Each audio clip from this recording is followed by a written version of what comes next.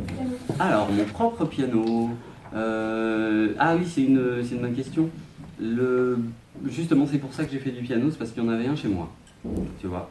Parce qu'au début, moi, je voulais faire de la trompette. Si. La réalité, c'est fou, hein, des fois, c'est des petits détails. J'étais chez un pote. Un copain. Michel. Son père était fan de Michel Platini. Et non, c'est la réalité.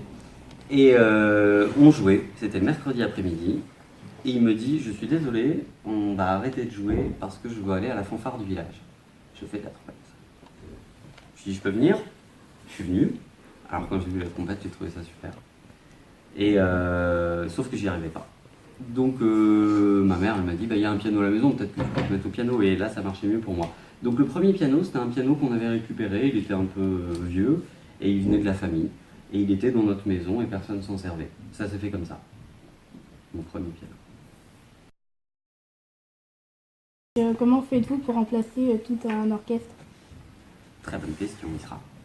Alors en effet, ça c'est quelque chose d'un petit peu spécifique. Je vais essayer de vous l'expliquer.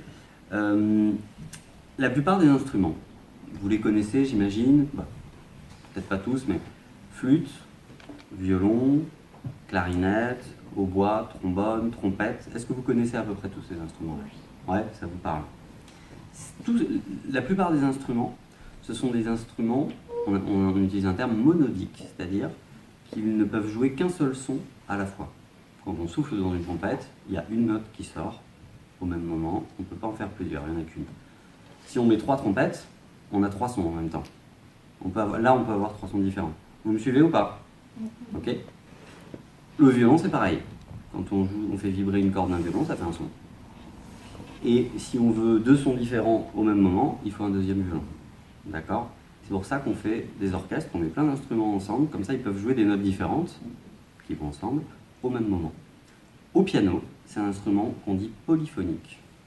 Poly, ça veut dire plusieurs, phonique, ça veut dire son, ça veut dire du grec. Et polyphonique, ça veut dire que dès que j'enfonce une touche, ça fait un son.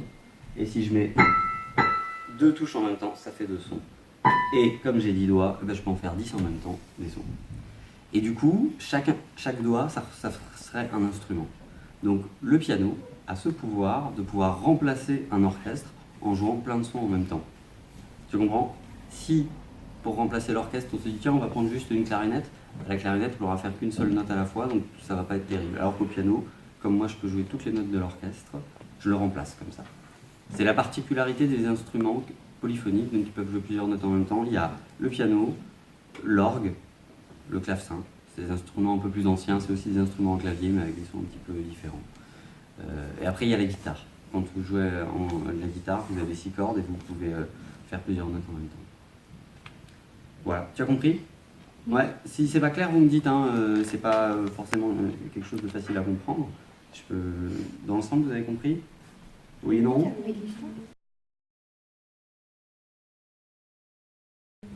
C'est une bonne question. Je crois que il y a quelque chose qui est un aboutissement dans mon métier et qu'on aime tous quand on le fait, c'est le moment du concert. C'est-à-dire que moi, je passe pas mon temps à ne faire que des concerts. Des concerts, j'en fais, je sais pas, 30 dans l'année, à peu près, 30 concerts dans l'année. Donc, tu vois, il y a 52 semaines dans une année, donc j'en fais même pas un toutes les semaines. Donc, c'est vrai que le moment du concert, c'est l'aboutissement de tout un travail de préparation avant. C'est-à-dire que pour faire un concert, je travaille... Tu concerts tout seul ou tu concerts avec d'autres gens? Non, alors moi je fais pas de concert tout seul. Ouais, je fais des concerts avec d'autres gens. Alors j'accompagne beaucoup de chanteurs d'opéra, de chanteurs lyriques et de chœurs. Vous voyez ce que c'est un chœur? Ouais, ouais, un peu à plusieurs, ça, quand on est à peu près une vingtaine. Et moi, il y a plusieurs chœurs que j'accompagne régulièrement. Il y en a un où ils sont presque 100, 190. Et voilà, et je travaille avec eux toutes les semaines, donc on fait des répétitions. Et dans l'année, on fait 5 concerts ensemble, dans des églises souvent, avec 500 personnes dans le public, 100 personnes sur scène. Et moi, je suis au piano.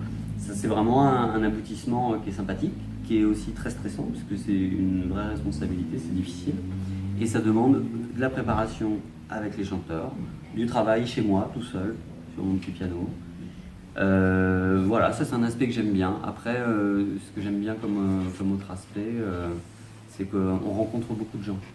Tu vois, quand par exemple tu fais un concert, tu te retrouves avec 500 personnes dans le public, déjà il y a toujours des gens qui viennent te parler après. Et puis les 80 chanteurs, les 100 chanteurs que j'accompagne, je les connais et dès que je vais sur un projet, je rencontre des nouvelles personnes. Et ça me plaît beaucoup. C'est riche, tu vois, à ce niveau-là, niveau humain.